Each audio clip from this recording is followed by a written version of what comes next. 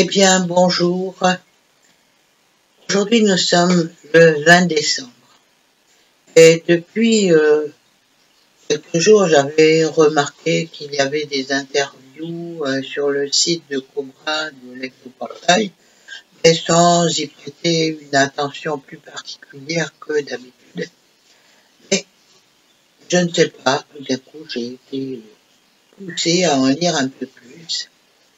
Et je me suis rendu compte qu'il y avait des informations que tout le monde devrait connaître. Alors, ça risque d'être un peu long parce que ce que j'ai découvert est un enregistrement écrit, en fait, traduit de l'anglais en français, d'une interview que Cobra a donné à une personne qui s'appelle Debra et qui, disons, est une organisatrice ou une des participantes de la sororité de la Rose. Donc, cette personne pose une question à Debra, elle s'appelle Debra, elle pose une question et elle dit, première partie, méditation finale de l'âge du Verseau du 21 décembre, c'est-à-dire demain. Elle dit, nous avons une date spéciale très importante qui arrive et dont beaucoup de gens parlent, c'est demain, le 21 décembre. Non seulement c'est le solstice d'hiver, ou d'été pour ceux de l'hémisphère sud, mais c'est aussi la date d'une importante conjonction astrologique, la grande conjonction de Jupiter et de Saturne. Ce qui rend cette conjonction particulièrement spéciale, que pour la première fois depuis plus de 200 ans, elle se produira dans un signe d'air, le signe du Verseau. Cela complétera la porte des étoiles de la chronologie de l'âge du Verseau de 2020, qui s'est ouverte en janvier de cette année, nous lançant dans l'âge du Verseau tant attendu. Cobra, il y a tellement de facteurs importants qui se déroulent ce jour-là, alors pourrions-nous commencer par nous dire, pourriez-vous commencer par nous dire quelle est l'importance de cette journée?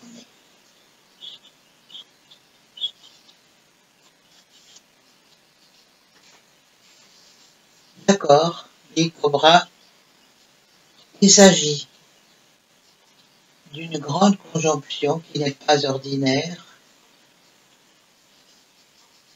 En fait, il dit, il ne s'agit pas d'une simple grande conjonction ordinaire qui se produit en fait tous les 20 ans, comme vous l'avez dit. Mais c'est la première conjonction dans un signe d'air, et plus précisément dans un signe du Verseau, depuis environ 200 ans. C'est la grande conjonction la plus proche depuis 600 à 800 ans, et c'est une conjonction qui sera facilement visible à l'œil nu dans le ciel du soir. C'est vrai, moi j'ai déjà vu de mon côté ces deux planètes se rapprocher. Et c'est en particulier le grand trigone entre Jupiter et Saturne qui sont en conjonction avec Alcyone, qui est l'étoile centrale de l'amas d'étoiles de la Pléiade, et aussi le trigone de la galaxie M87 en l'amas de la Vierge. On verra d'ailleurs que ça a une importance extrême, qui est l'une des sources extragalactiques les plus importantes pour l'évolution planétaire. Alors, c'est ça. Il y avait un petit diagramme, voilà, je vous montre.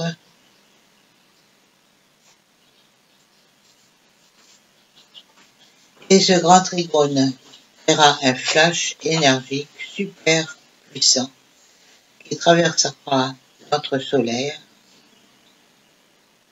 et pénétrera ainsi vers la surface de la planète, surtout par la masse critique en méditation.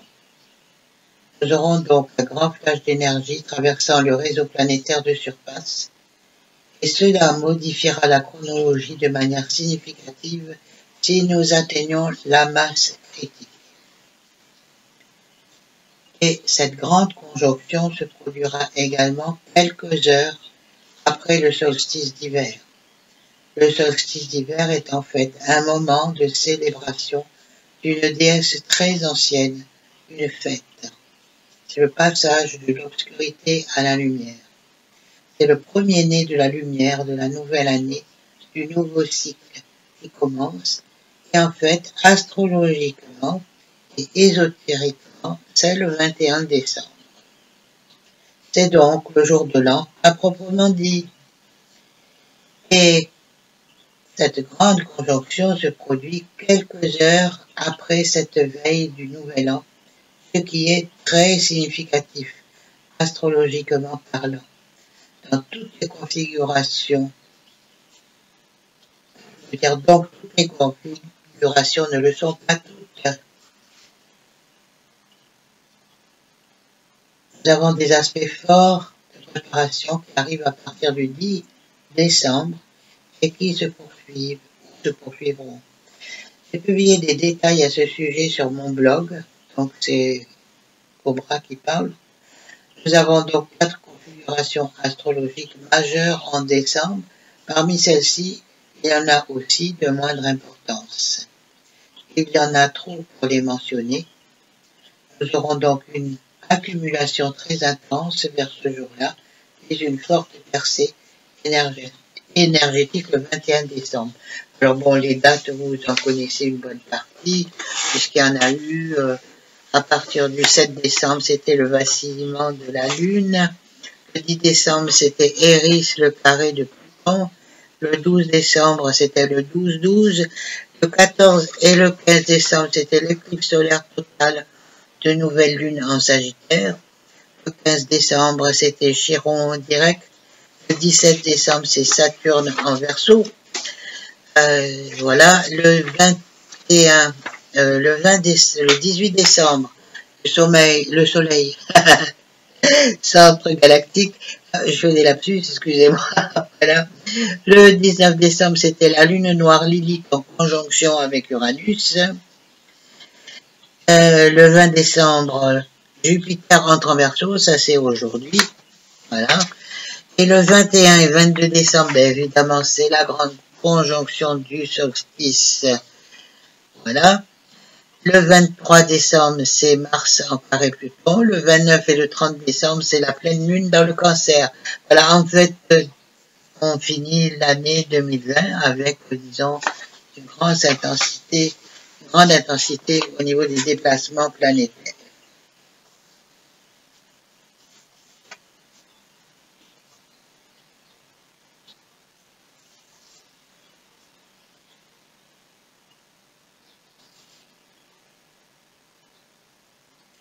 Donc, ce jour-là, en parlant de l'an nouveau, quoi, le 21 décembre, cette grande conjonction va produire une accumulation très intense et très forte, percée énergétique puissante. Donc, grâce à tous ces alignements puissants qui auront lieu ce jour-là, nous allons tous en profiter. Il y a une importante méditation globale synchronisée qui aura lieu au moment exact de la conjonction appelée la méditation d'activation finale de l'âge du Verseau. Pouvez-vous discuter du but et de l'intention de cette méditation, s'il vous plaît? Voilà.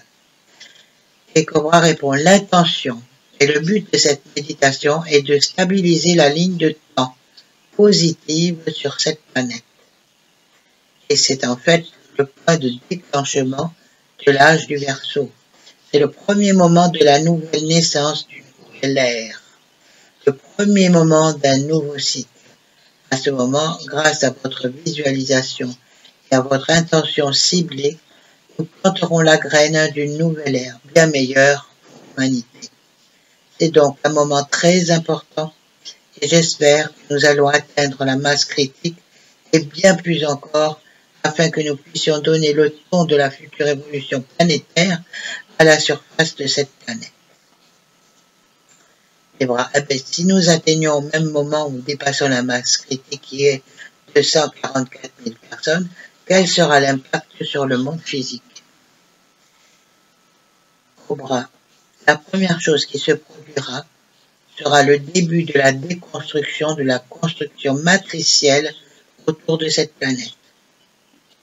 Il y a beaucoup de technologies négatives exotiques avancées qui contrôlent l'humanité depuis 25 000 ans et qui influencent notre conscience.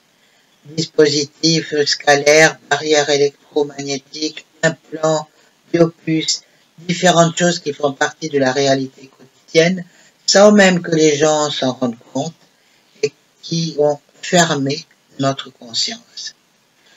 Et cela va commencer à se déconstruire ce jour-là si nous atteignons la masse critique. Ainsi, la vraie lumière cosmique commencera à tomber dans la sphère planétaire et sur la surface planétaire. Et c'est le véritable grand réveil. L'humanité n'a connu un tel réveil depuis l'époque de l'Atlantide. Voilà. Waouh. Cela signifie que le brouillard que les travailleurs de lumière ressentent et leur difficulté à se connecter à la source feront partie du plan du passé. C'est cela, ce sera enfin réglé. Les situations devraient d'abord s'améliorer lentement, puis s'accélérer de façon drastique. Donc, la connexion à la source avec les énergies positives sera beaucoup plus facile lorsque la quarantaine à toutes ces technologies commenceront à être supprimées. Il sera beaucoup plus facile pour nous de nous connecter à la source et au plan d'existence supérieur. Ok, bien. Alors, parce que j'étais curieuse de savoir à quel moment nous commencerons à voir ces effets, pouvons-nous nous attendre à voir ou à ressentir quelque chose dès le premier ou le deuxième mois?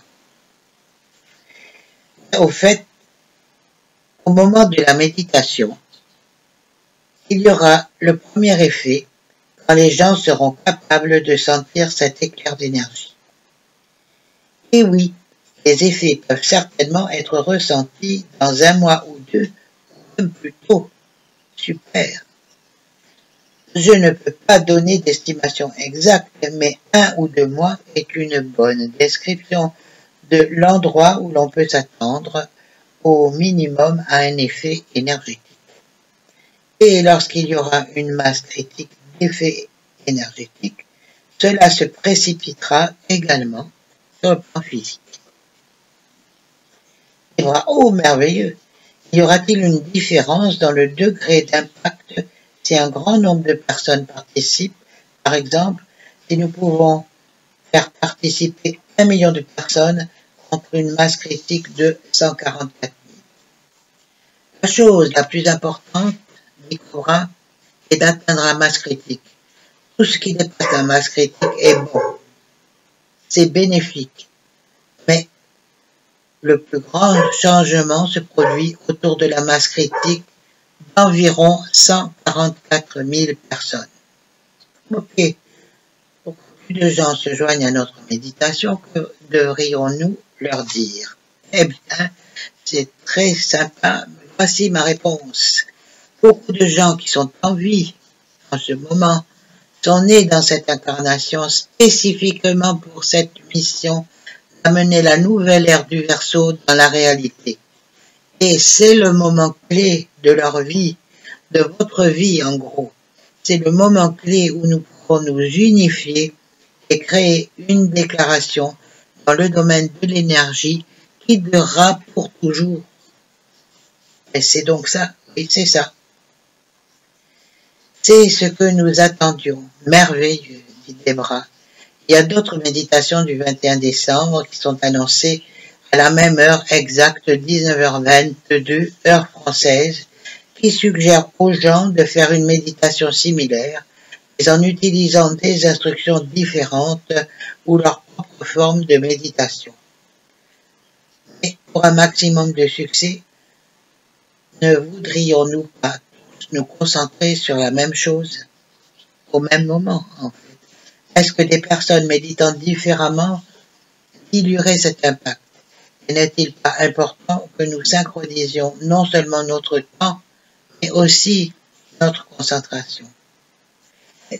Cobra répond oui, idéalement. nous devons avoir les mêmes méthodes pour créer un foyer de lumière laser.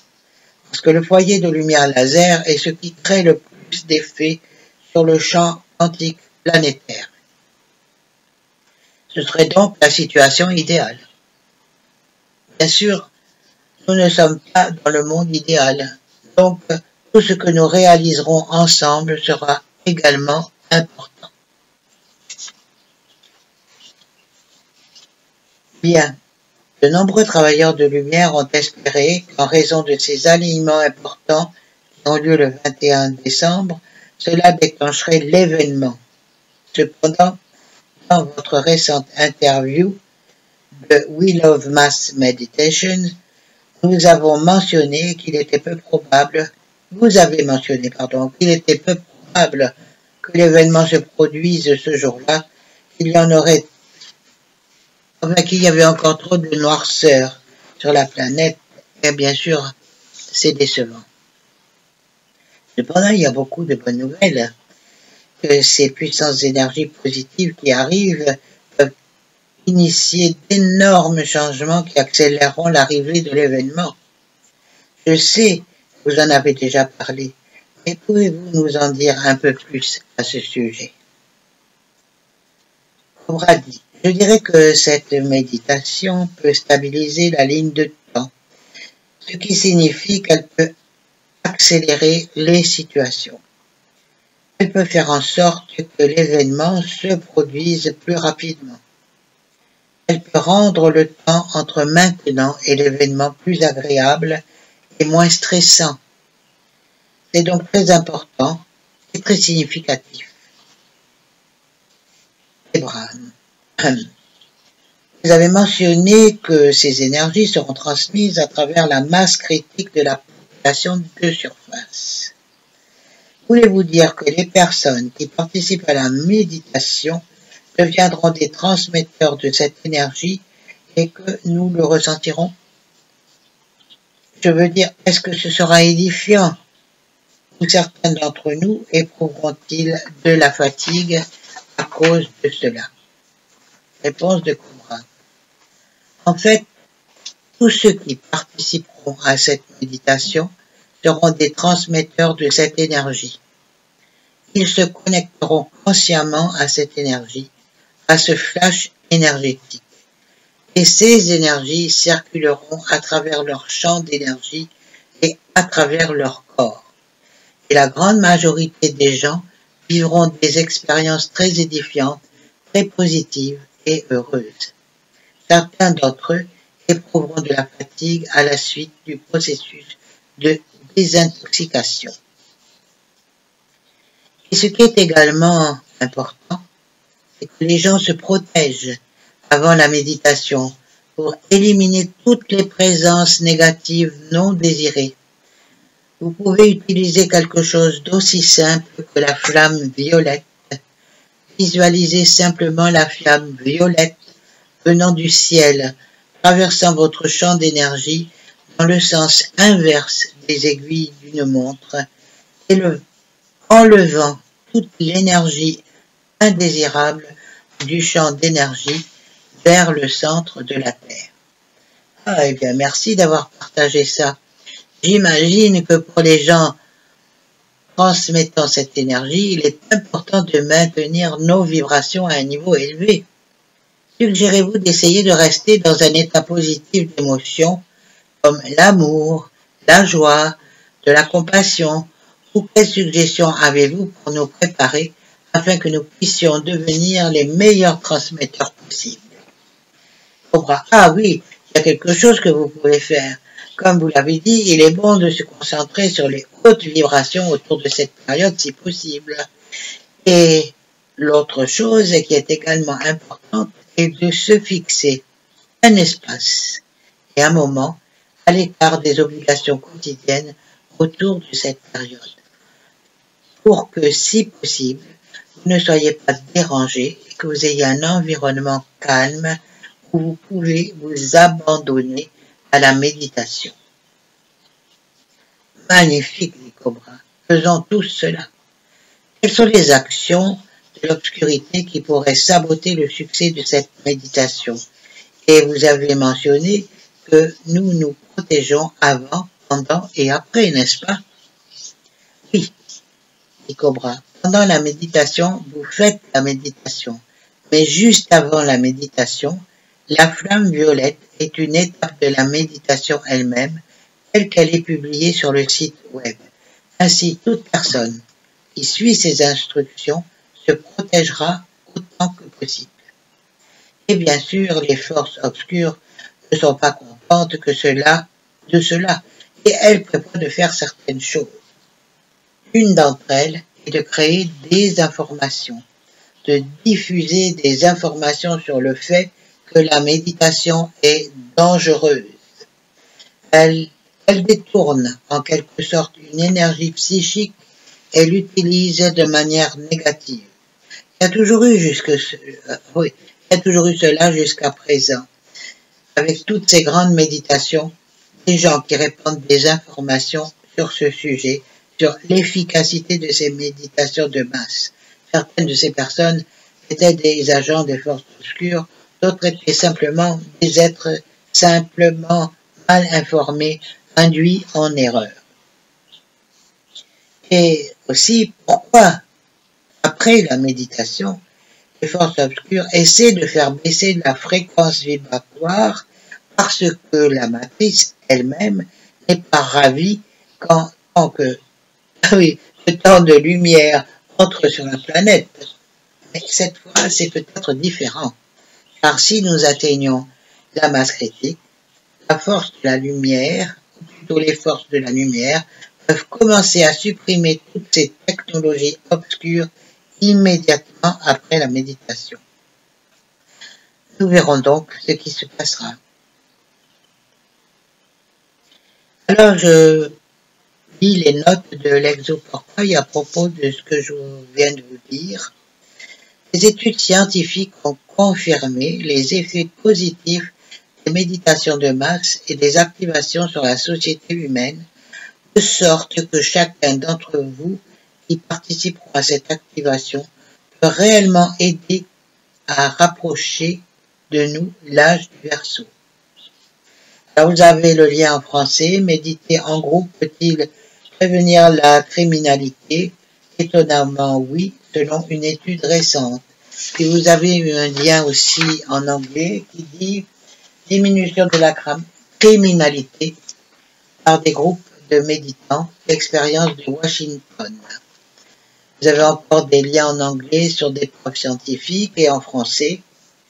Et pour rebondir, ayant des doutes sur la récupération de ceux-ci par les forces involutives ou même sur les vidéos, postent des personnes n'appelant pas à y participer ou sur une autre plage horaire, je vais être un peu tranchant, mais ces personnes devraient profondément introspecter à qui elles rendent service avec ce genre de comportement, sans compter les agents cooptés pour cela, bien sûr. La méditation collective et le partage de la bonne information sont les deux outils majeurs qu'a l'humanité actuellement. La vérité et l'information sont aussi lumière, alors que l'absence d'information ou la désinformation sont obscurité. Nous sommes en guerre. Ce mot n'est pas agréable à prononcer, il est vrai, mais c'est une réalité. C'est une guerre à la fois psychique et spirituelle. Pour revenir à la méditation, si le but et le protocole sont lumineux, sans piège, et que cela est synchronisé par la masse des gens, alors c'est un outil qui ne peut être détourné en aucune manière. La seule option est de faire des rituels ou méditations de masse à des fins négatives. Ce sont là les seules possibilités pour les forces obscures. Je vous l'assure, pour contrer une méditation de masse positive. Mais comme nous sommes plus nombreux qu'eux, nous avons ici un gros avantage. En plus de connaissances ésotériques et métaphysiques, il faut aborder ici une certaine logique, la Kabbale, forces obscures, maintient l'humanité dans un état de stress, de persécution et de peur pour différentes raisons depuis des millénaires, dont la principale est de servir de nourriture à la cabale dominante sur les plans supérieurs, éthériques et bas astrales. Ce qui les intéresse est de nous maintenir dans un faible spectre de vibration, champ électromagnétique. Ils ne peuvent se nourrir si nous sommes trop hauts de leur point de vue et nos émotions d'amour, de bienveillance, d'empathie, etc., bref, de positivité sont du poison de lumière pour eux. Ils y sont allergiques. La méditation de masse est tout à fait lumineuse et se synchronise en plus dans une conjonction astronomique particulièrement puissante. Fin de la note d'Exoportail.